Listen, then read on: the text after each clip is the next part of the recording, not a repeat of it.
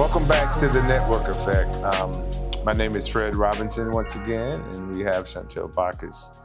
We have a individual that we all probably know here in the city, Bishop Walter Harvey. Honored to be here. Yeah, thank you. I want to thank you first for being here. I also want to thank you for your commitment in our community in regards to spirituality here. Your faith is very important to the community, to myself, and I want to thank you for that. So. Thank you, Fred, for sharing that. I'm honored. Yes.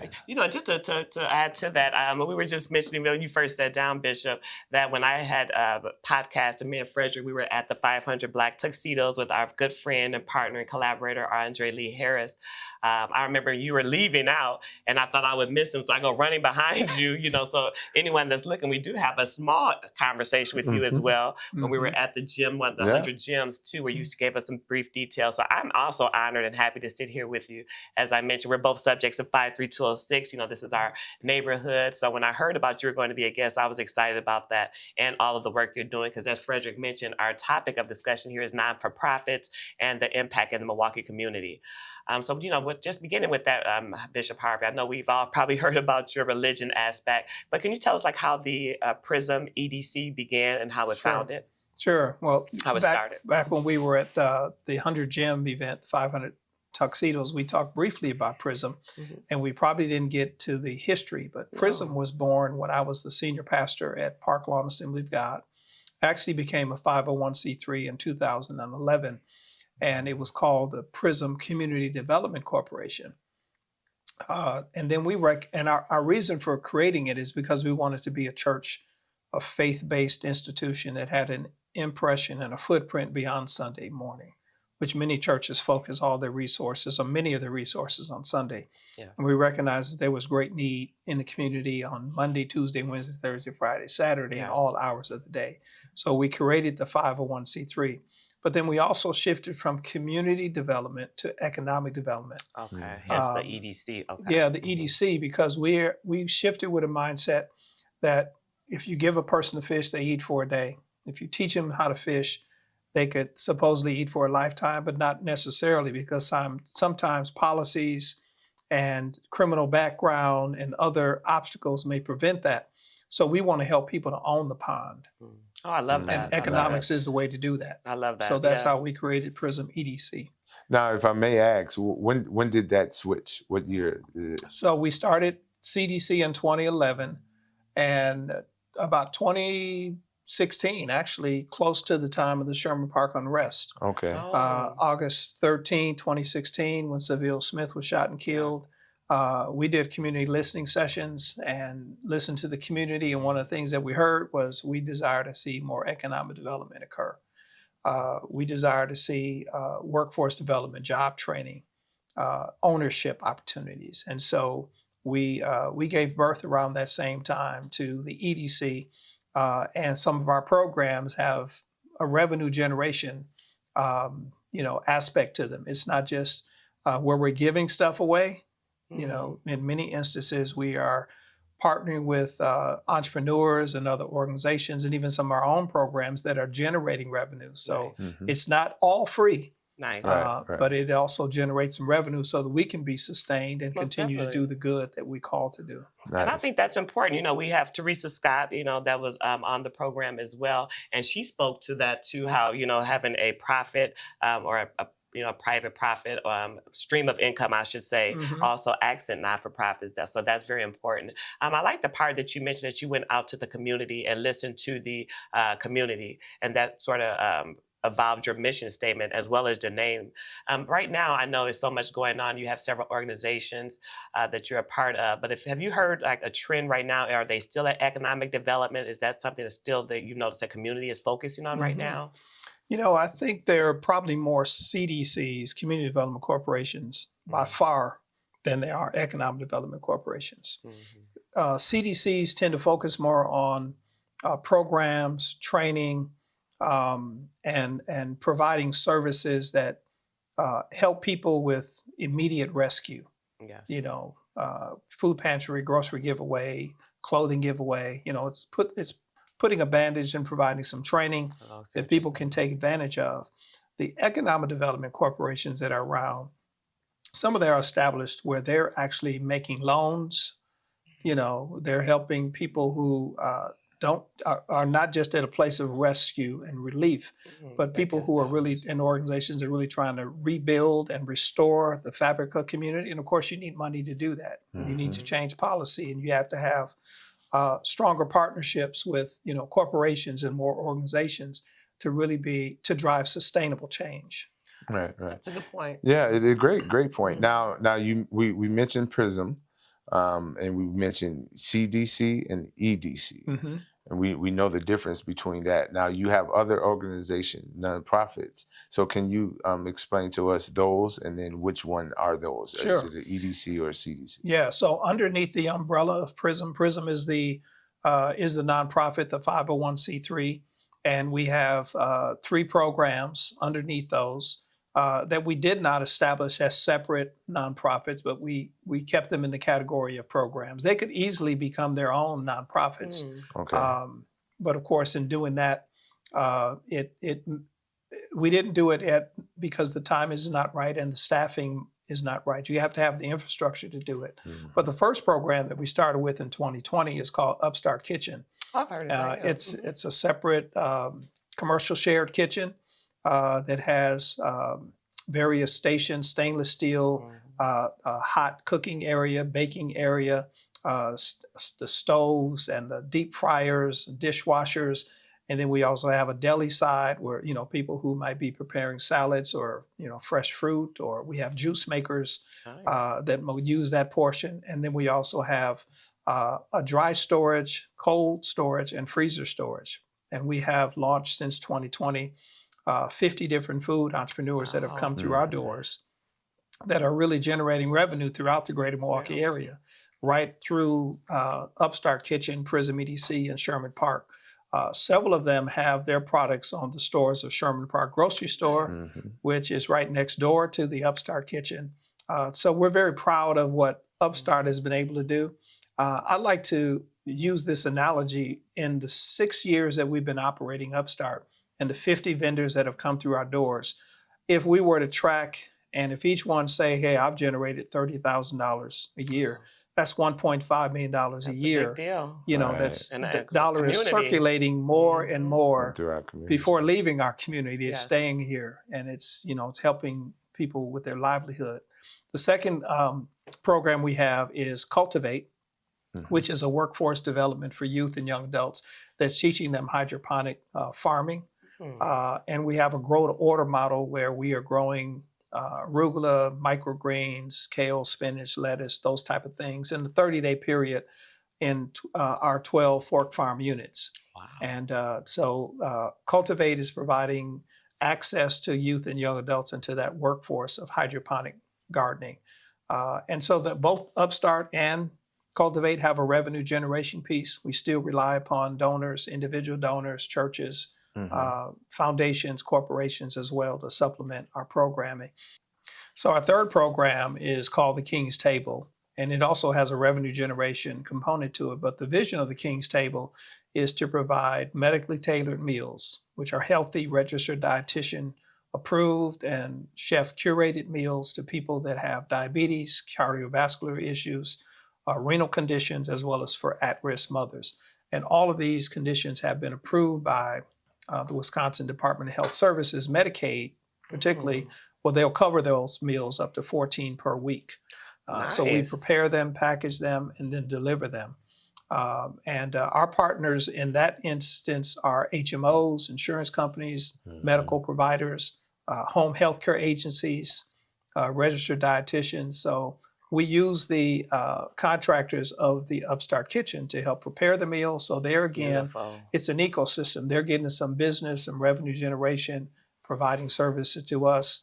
Our community is becoming healthier in the process. And then Prism EDC is able to sustain itself a little bit more with the revenue. Nice. Well, talk about Right. an impact in Milwaukee. So I just want sometimes repeat these things just for clarification for myself. So you have Prism EDC, that's like the umbrella. Yes. Under that are subsidiaries, as I think of them. You also have the Cultivate, you have the Upstart Kitchen, as well as you have the King's Table. Right. And we was just sharing here. I've supported some of the entrepreneurs at the Upstart Kitchen. Beautiful, wonderful food there too. The King's Table. Just if I can just focus on that, because what you just shared there, I think that is a big deal with all the food insecurities, food disparities that we have in the community. Can we just get a few more details on that? Let's say that there is someone that does have Medicare or they have Medicaid and they want to partake in the King's Kitchen. How would they go about doing so? Well, they could contact us through our website. Okay. KingsTableMKE.com. Okay, we're going to make sure we put that in the, Right, right. in this Yes. footage here as well as in our post too. And that website allows them to place their meal orders. We have our operations manager who's also available for phone calls to help them with any kind of paperwork that they might need to do to make sure their insurance provider will pay for those meals. Yes. But that program is needed because Yeah. so many people in our community, they use the emergency room for their medical care as opposed to, seeing their primary care physician on a consistent basis or, Yes. having That's those true. conditions, medicated or treated and diagnosed. And so the state of Wisconsin and other states around the U.S. have approved medically tailored meals. It's actually a category now in state health departments called food is health or food is medicine. Wow. And so we've been credentialed through the state of Wisconsin to be one of those few providers that are in the state of Wisconsin that can do that. And of course, we know in our community, our zip codes, and we deliver to every zip code in Milwaukee. Nice. Okay. We can provide those meals that will reduce hospitalization, it's a benefit to the hospitals and the medical system because costs go up when people go to the emergency room as opposed to making an appointment and seeing their physician, on a regular basis. So Yes. we're part of the ecosystem to reduce medical costs, reduce hospital stays, and to increase overall health at And the same the time. cause to EMT too. I know we mentioned that earlier that we're going to be doing our next in-person Mindful Mondays is going to be really an appreciation of some of the first responders. We're going to have one of our good partners, Tech Trojan as well, Frederick Coleman, come and join us from the Milwaukee Fire Department. But I know speaking with him, he says they sometimes get several of the first calls, what you're mentioning, if someone wants to call 911 or something like that. So in addition to just the hospitals and the emergency rooms, we're sometimes using the resources of the fire department, the police department, the ambulance. Yeah. So in addition to just the emergency room, you're actually, helping that ecosystem, as you would want to say as well. Yes. I'm sure you all would agree that when we eat healthy, we feel better. I know that's the truth. We are what we eat. You're not so Right, held right. down too. Right. Yeah. It's kind of like you're doing preventative maintenance. That's Yes. that's it. So now with all these different entities, I mean, it's surrounded around healthy living in the city of Milwaukee, in Central City, actually. So kind of give us a explanation of, did you come up with these ideas or did you have a team? How did you get started? Because what they're doing is they're pretty much piggybacking off of each other. Yes, they're very much aligned. Yes. They are very well aligned. And I think that's important in personal life or organizational life, that we're not chasing dollars, but we're aligning towards passion and towards purpose. That's a good point. And the first program that started was Upstart Kitchen, and that was born out of a desire to, again, economics. How can we help the dollar circulate more within Black and Brown communities?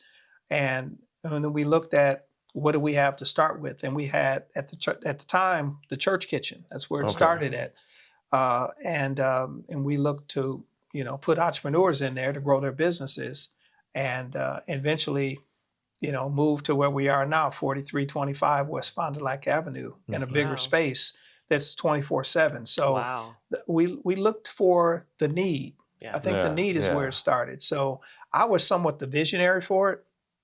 But it's really a partnership. It takes the food entrepreneurs.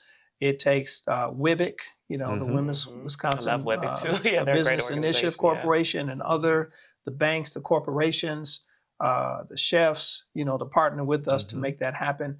Cultivate actually started in the church through a children's raised garden bed program, the youth pastor wanting to teach children how to eat healthy and how to grow, growing radishes and carrots and broccoli, and then okay, it's time to eat it now. Now with that said, the Cultivate, is that still in the church now, or did you guys move out? We moved from the space that they were in, and we are leasing space within the Embassy Center. Okay. Which I have to give kudos to Embassy Center, because it's not your typical church. Right. It's a church that really never sleeps. It's not just open on Sunday, but there's a school that's there. There's a daycare that's renting space there. Prism has the Cultivate program there. We have our offices there. For a while, Wisconsin Community Services was there. And so the vision is to really be a hub, for resources in our community. And where's this located, Bishop? The Embassy Center Church is on Fond du Lac, Roosevelt, and Sherman. Okay, right at that triangle, right in the neighborhood, within walking distance, 3725 North Sherman Boulevard. I didn't realize that it's on 3 streets. You don't have too many buildings on 3 streets until you said it. Then you look at it. Then you're right. It's a triangle. Wow. But that's a great point too. And I'm just going back to this, as you say, what I like about the things that you share with us, and which I've heard about you, so I'm sure that's who you are, is that you go after the need. It's not like you're just trying to find a solution for something that you believe may be happening. It seems as though you're going to the people, to the community, and you're building resources based upon the need. Yes. We're talking about impacts of not-for-profits. I know Frederick just asked about what made you start the Upstart. But for yourself, you say you've been into this, I would say this give back, this passion to do better for to have your community do better for 66 years. Where do you believe you got your own personal passion from? Because you seem so laid back and calm. And I'm like, I think, the little things I'm doing, I feel like, I'm running around. Is it the alignment, or like, what do you do? It's finding your calling. My mother, she used to tell me, she'd say, son, a job is what you're paid to do, but a calling is what you're made to do. That's a big deal. And so I look for things that are in line with my calling. And my personal mission is to bring God's peace or his shalom to people and places. So I'm planted in Sherman Park. And I look for where the needs are and where my passions align. And my passions are in economic development and fundraising and leadership and vision casting. And of course, we're all rooted in faith. Right. So I stay within my wheelhouse. I know who I am, and I know who I'm not, And so those things then just kind of naturally fall, into your lap. You don't really have to go looking for them or, knocking down doors. It attracts to you if you have that humility and that openness.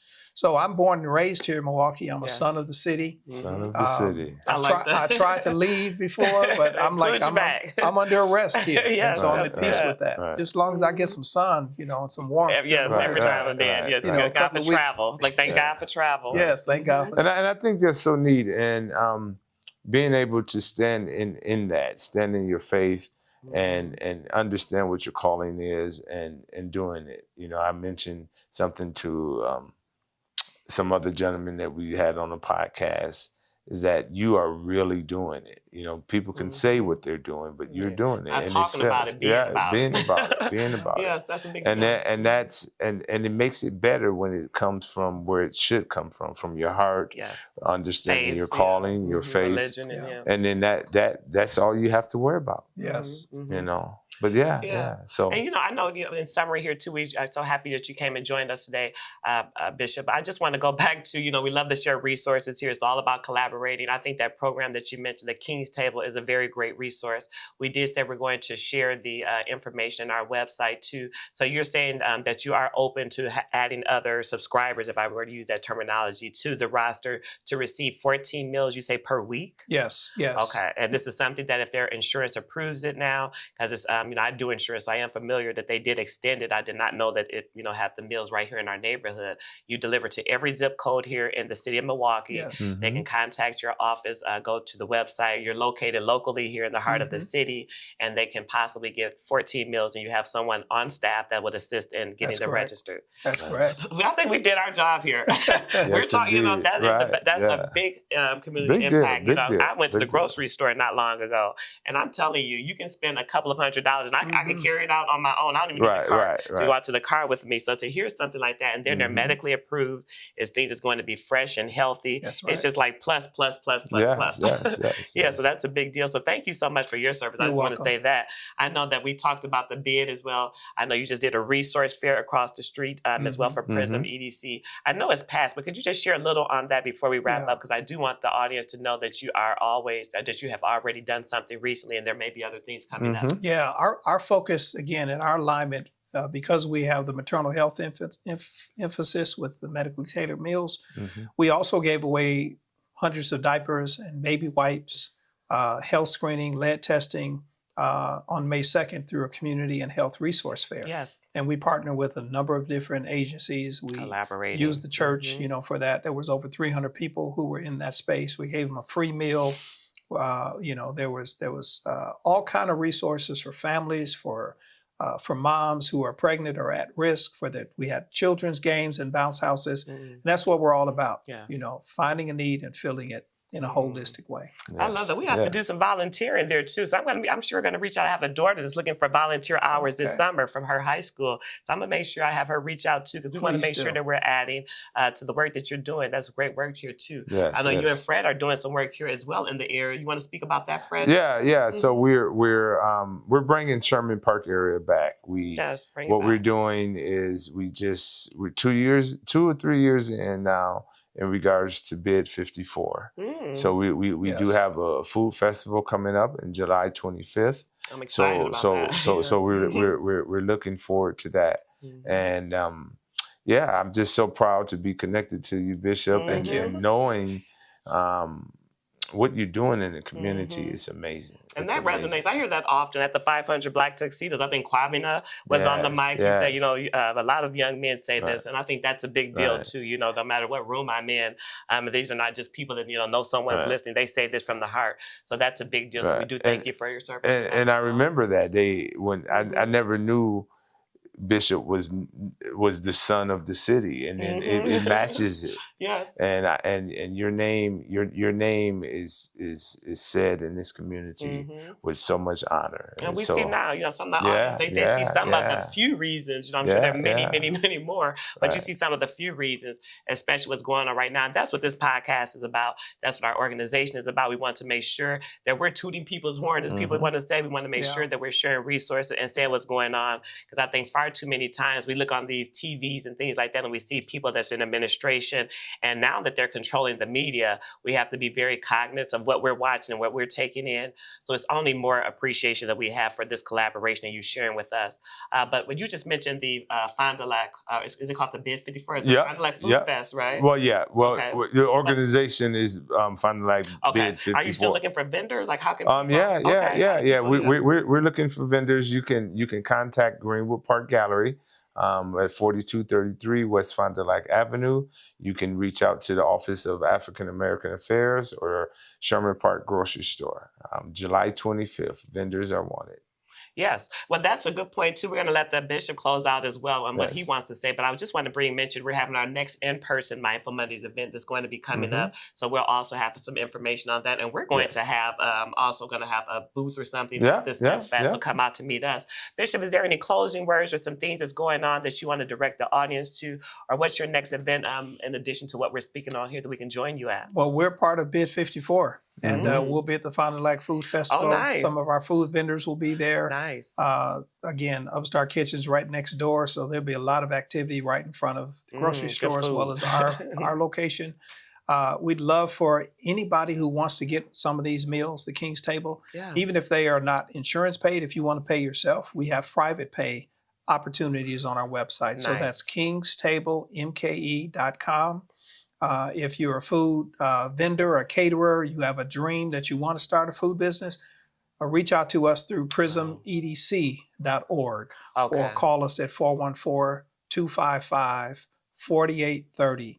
That's our phone number. We'll be glad to walk you through the licensing process to launch your dream. We see ourselves as dream releasers for those in our community that have a I'm food gonna have to dream. use some of these. I'm gonna have to use some of these. I used to call Andre Lemaire's Andreisms. The Bishopisms now. I'm gonna have to use some of this. The son of the city. They're As your dream right. releaser. A dream I love releaser. that. I love that. I Wow. love that. So here we are here, Frederick. Yes. Another blessing. We were able to sit down today with a Yeah. bishop. We sat down today with a talented artist. You see some of the work that has us behind us here, as well as Teresa Scott that talked all about money Yes. too. Yeah. It was a great day today. And we hope you enjoy what we're bringing to you, and hopefully you enjoy our next Mindful Monday. Yes, as we mentioned in closing here, the next Mindful Mondays is going to be in person. We have a wine tasting. We're going to do some professional networking. We have live artists. It's going to be on July. Our next in person is going to be on July 6th. Yes, July 6th. It's going to be on Monday, July 6th from 5:30 to 7:30 at Greenwood Park at 4233 West Fond du Lac Avenue. If you need tickets, you can stop by 4233 West Fond du Lac Avenue. Right. You can also go online at www.mindfulmondaysmke.com and purchase your tickets. But it's going to be a great time, and we're going to be appreciating our first responders. As we mentioned, we're going to have one of our own tech Trojans, Frederick Coleman, coming here from the Milwaukee Fire Department to share some resources. Yes, indeed. But other than that, I guess we have some other interviews that's going to come up after this. Be sure to like our page and follow. And I'm closing That's out on it. that part. Huh? Thank you. Okay, we'll see you shortly. Thank you so much for joining us.